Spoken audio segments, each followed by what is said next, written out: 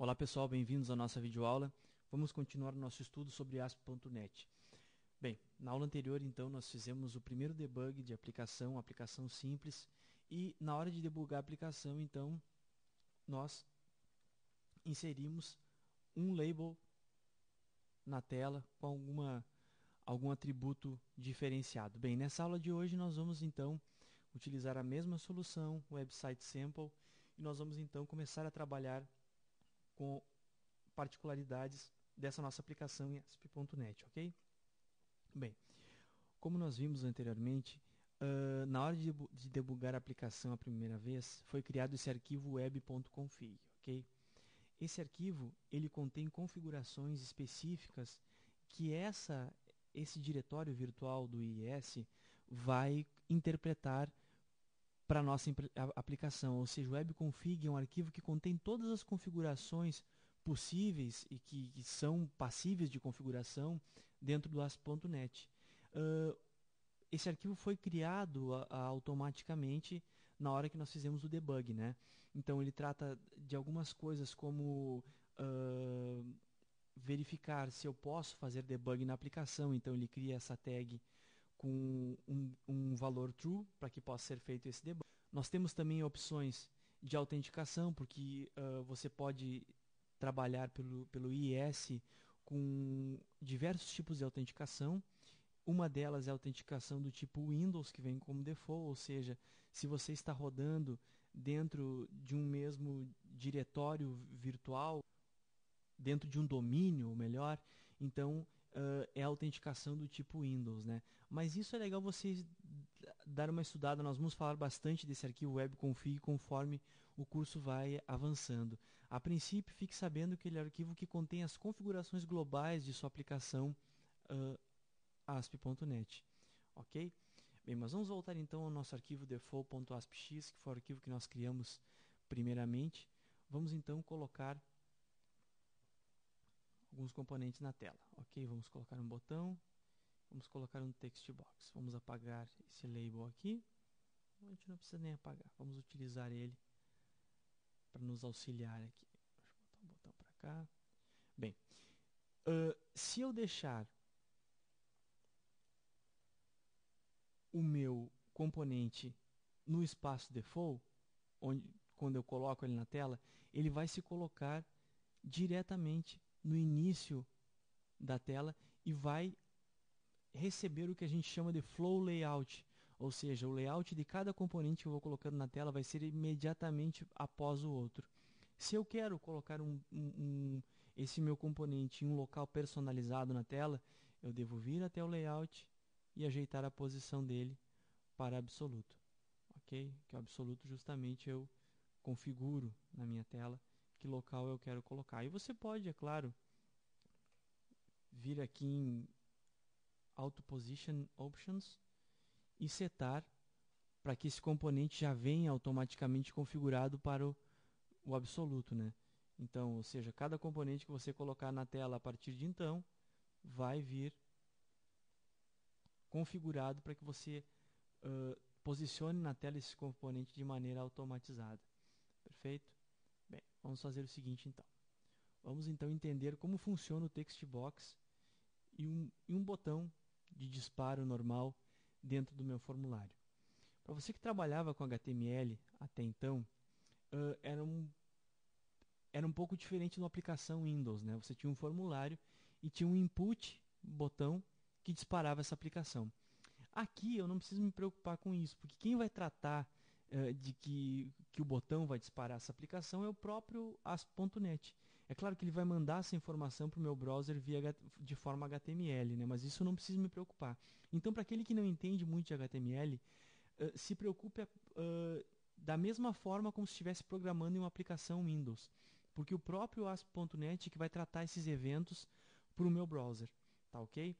Resumindo tudo isso, faça a aplicação que o próprio ASP.NET trata da forma como ele vai ser declarado dentro do meu HTML, perfeito? Vamos lá.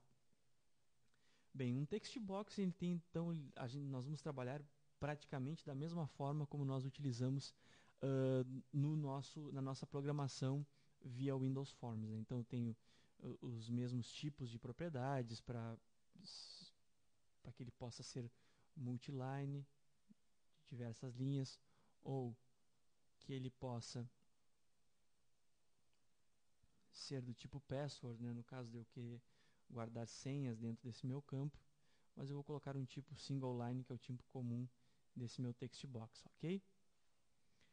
Bem, então eu posso setar aqui um max length, ou seja, eu posso dizer qual é o número máximo de caracteres que esse meu text box pode absorver. Isso é bastante interessante, né? Porque daí eu consigo delimitar que tal campo no meu banco de dados vai ter 50 caracteres, e eu coloco 50 caracteres aqui no meu campo texto para criar essa correlação de que os dados que vão ser digitados aqui na minha tela vão ser inseridos no banco de dados de maneira correta, né? Não vai haver uma quebra desses dados. Você tem algumas opções, por exemplo, como colocar read-only, colocar o número de linhas desse campo, que é bastante tranquilo, né?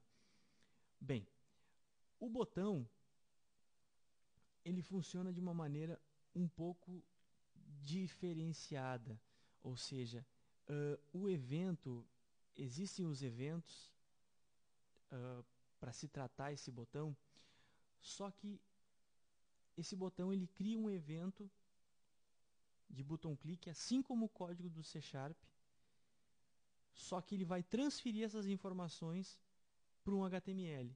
Então existe toda uma interpretação por trás disso, que é interessante o aluno entender que existe, não precisa entender como ela funciona. Para o aluno do ASP.NET, ele vai visualizar esses eventos que estão aparecendo aqui. Ó, eu vou ter um page load, eu vou ter um button click, assim como nós fizemos no nosso código de Windows. Só que é legal o aluno entender que no momento que isso for para o browser do meu cliente, isso vai ter um tratamento um pouco diferenciado. Você vai entendendo isso que eu estou falando na medida que o curso for passando. Eu entendo que nesse momento inicial isso pode ficar um pouco no ar, né? Mas não se preocupe com isso. Entenda, você está fazendo um código aqui na tela, esse código ele vai passar para um browser. Então ele precisa de uma interpretação. Quem interpreta isso? O meu IS.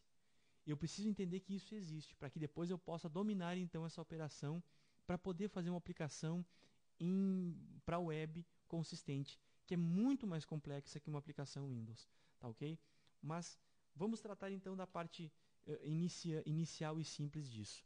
Bem, eu tenho então um evento aqui, botão um clique, e eu vou colocar algum comando para que alguma coisa aconteça quando esse botão for disparado, ok? Então eu tenho meu botão aqui, eu vou pedir para o meu texto do meu text box que seja atribuído a minha label, ok? Vamos lá então. Eu vou dizer que a minha label, meu label 1.text vai ser igual ao textbox 1.text, ok? Esse vai ser o meu comando. Tá, ok? Então vamos rodar.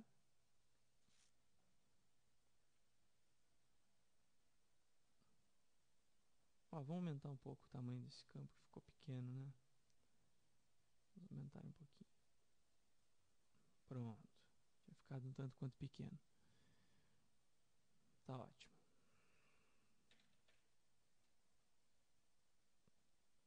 Ok. Então, nosso exemplo funciona. Outra coisa que você tem que entender.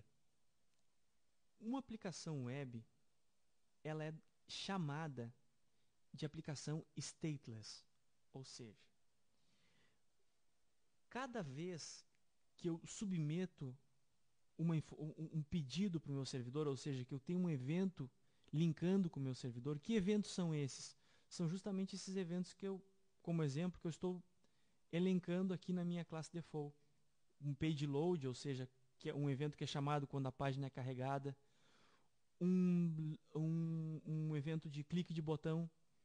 Toda vez que eu tenho um evento desses, a minha página web precisa voltar até o servidor, seja ele local, seja ele em qualquer ponto, para que essa página seja reprocessada dentro do Internet Information Service, dentro do IS. Então é isso que eu preciso que os alunos entendam, que vocês entendam nessa primeira instância. É uma situação um pouco diferenciada do que nós tínhamos dentro do Windows, da aplicação Windows, que era uma aplicação, uma tela que ficava aberta no meu cliente, né? Ou seja, na minha máquina que eu estava executando, e que os eventos eram interpretados por aquele executável naquele momento. Aqui não. Quando eu clico num botão, ele vai até o IIS e o IIS então reprocessa as informações e manda um HTML diferenciado de resposta. Eu tenho então que modelo? Um modelo cliente-servidor, client-service. Como são chamados esses exemplos? Eu vou colocar aqui, ó.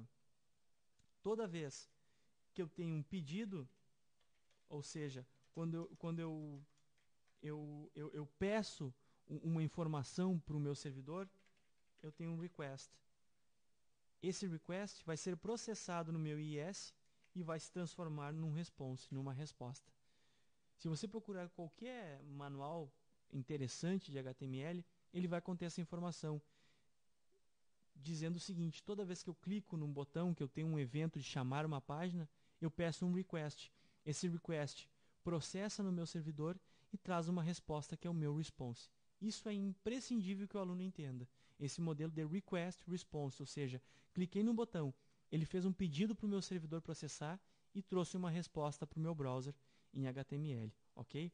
Eu posso fazer um teste de debug aqui, colocando um breakpoint no início daquele método, né, botão clique, clico no botão, então para que eu possa